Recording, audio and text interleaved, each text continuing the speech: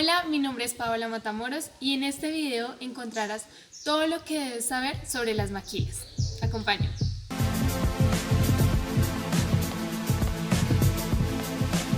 Una maquiladora es una empresa que importa productos sin pagar aranceles, cuyo producto se comercializa en país de origen de la materia prima. El término se originó en México. Multinacionales trasladan sus empresas en busca de la mayor rentabilidad.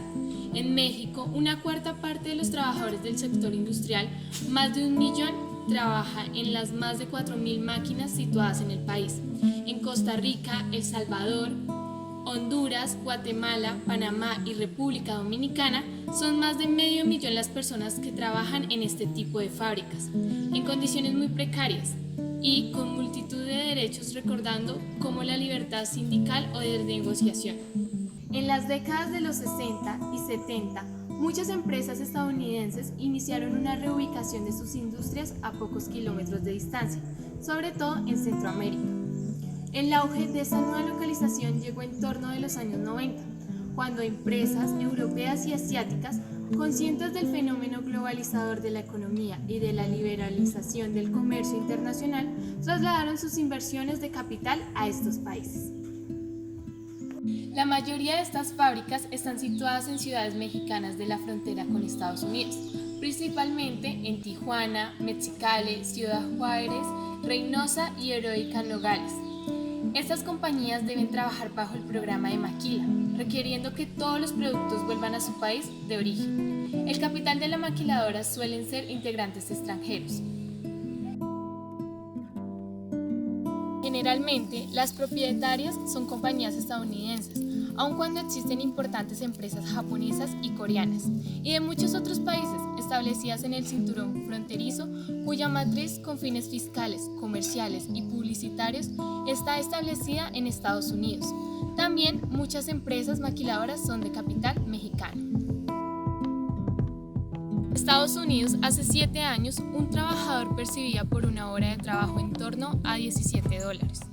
Por el mismo trabajo, en México, país vecino, un trabajador percibe alrededor de $1.50. Por ello, empresas como Mattel Toys, Chrysler o Ford Motors Company decidieron establecer fábricas allí. Los gobiernos de los países centroamericanos consideraron a las maquilas la solución ante la falta de empleo y la pobreza que padece el 60% de los más de 30 millones de centroamericanos. Por ello, facilitaron su asentamiento a través de la creación de las llamadas zonas francas, áreas sometidas a controles aduaneros y fiscales especiales para fomentar la inversión de las multinacionales. En muchos casos, los gobiernos dejan totalmente exentas del pago de impuestos a estas empresas. Si estas situaciones cambian, las empresas trasladan las maquilas importándoles muy poco lo que dejen atrás. Chihuahua es el primer lugar nacional en exportaciones manufactureras en $27.159 millones en el segundo trimestre del 2019, creciendo un 3% más que el año anterior, siendo el 13,8% del total nacional, ocupando el tercer lugar de ciudades con más establecimientos de manufacturas, y en septiembre del 2019 fue un total de 438 lugares. En el año 1965, el establecimiento del decreto de maquila fue en gran parte debido al fin del programa Bracero, el cual se instituyó durante la Segunda Guerra Mundial, con la interacción de que extranjeros afines a la política de Estados Unidos suplieran los brazos de los ciudadanos estadounidenses que partieron al frente de la guerra, cosa que permitió que trabajadores agrícolas mexicanos encontraran trabajo agrícola temporal en los Estados Unidos. El fin de este programa, en 1964, aumentó el índice de desempleo en la región fronteriza.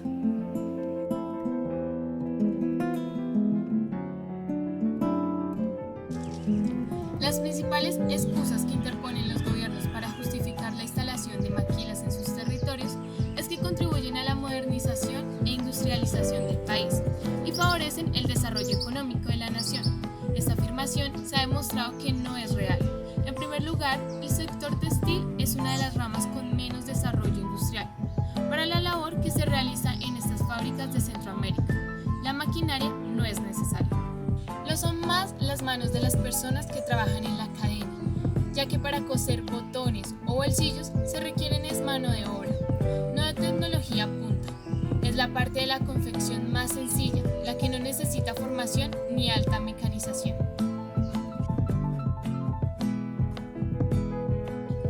El desarrollo económico tampoco va ligado a las maquilas.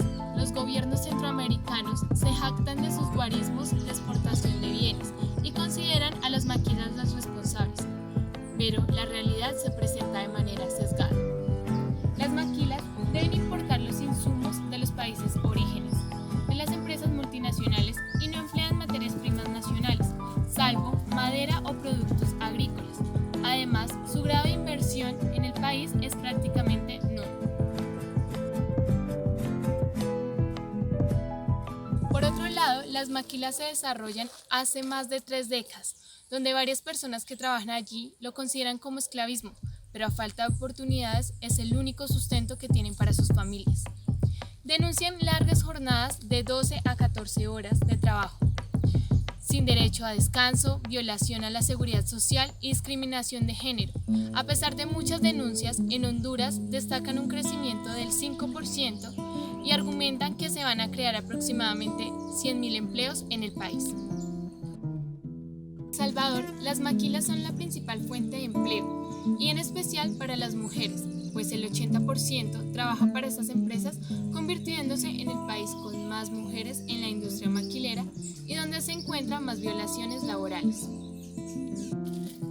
También en Centroamérica las maquilas prefieren la contratación de mujeres. Un 80% de empresarios buscan a chicas entre 15 y 25 años, sin hijos y sin experiencia laboral. Al ser chicas tan jóvenes y en muchos casos proceder de zonas rurales, no tienen formación en lo referente a sus derechos laborales, ni derechos que deberían tener.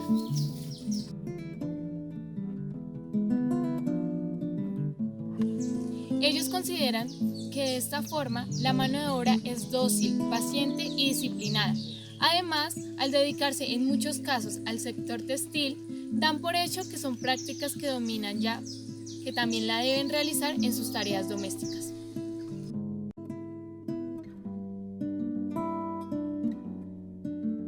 En todo el mundo, las mujeres trabajan y tienen a su cuidado a sus respectivas familias, pero también sucede que el trabajo, aunque sea idéntico al de los hombres, es considerado menos importante y se les paga menos por ello. Las mujeres centroamericanas trabajan por varias razones, pero la fundamental es la economía. Las casadas no tienen dinero suficiente para atender a sus familias. Con el dinero de sus maridos no alcanza. Las madres solteras tienen que mantener a sus hijos y las solteras necesitan ayudar a sus familias porque con el dinero de sus padres no pueden vivir. Además, una de las principales condiciones es que la trabajadora de la empresa no esté embarazada, por lo que se realizan pruebas de embarazo semestral. En caso de estar en este estado, son despedidas. La organización Human Rights Watch denuncia que esto está totalmente prohibido y que según la ley es ilegal despedir a una trabajadora en estado de embarazo sin justa razón. Otras problemáticas de los trabajadores de las manufactureras son las horas extras no pagadas, los salarios denigrantes o las largas jornadas de trabajo. Hay otros hechos más graves, como las denuncias presentadas por la violencia de los empresarios o supervisores con los trabajadores. Se ejerce en todas sus variantes, desde la física hasta la sexual. El hecho de que las mujeres trabajen en horarios nocturnos facilita en algunos casos los abusos sexuales. Maquilas, explotación o no. A los trabajadores solo les pagan 79 céntimos por prenda. ¿Cuánto cuestan las prendas? Son vendidas a $178 aproximadamente algunas prendas. Contratan más mujeres que hombres, pues el 56% son mujeres y el 44% son hombres. Fábricas manufactureras contratan desde 5 hasta 3.000 trabajadores. Las denuncias que se reciben por explotación son 34% de Estados Unidos, 27% coreanas y 13% de Honduras. Por otro lado, las condiciones de las fábricas no facilitan el trabajo, ya que no son las apropiadas, no se respetan las legislaciones medioambientales y tampoco las sanitarias. En las galerías hace demasiado calor. Las maquiladoras trabajan duramente horas de pie, sin tiempo para tomarse un descanso.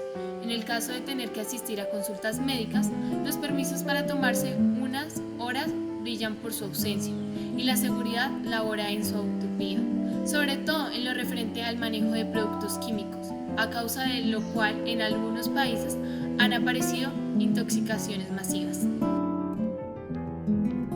También en las maquiladoras se presentan suicidios, como es el caso de Foxconn, la empresa productora de los principales productos de Apple, como el iPad, el iPhone y el MacBook Pro. Y desde el año 2010, la empresa taiwanesa ha sido más mencionada por sus escándalos que por su producción. Los suicidios en esta ocurren antes del 2010, entre enero y noviembre de este año y en el 2011. La noticia saltó a la prensa en este año, cuando 18 trabajadores de la empresa se suicidaron saltando del edificio. Niños que se convierten en adultos y ancianos, que aún trabajan más de 12 horas en los mismos campos de cacao. Aquel que consumimos nosotros. Y recordemos algunos productos que fueron hechos por el esclavismo de niños, solo para poder comer un delicioso chocolate. Como el de algunas empresas que conocemos y consumimos. Este es el lado oscuro del chocolate, las prendas que cada vez anhelamos, aumentando solo el consumismo a costa del sudor y sangre de miles de personas. ¿Esclavismo o no? Esa es la gran pregunta que nos debemos hacer. Estamos realizando una estrategia de comunicación para escuchar qué piensan las personas sobre este tema tan delicado. Síganos en Instagram, en Facebook y en YouTube como Maquilas, Explotación o Salvación. Y recuerden ver este video. Gracias.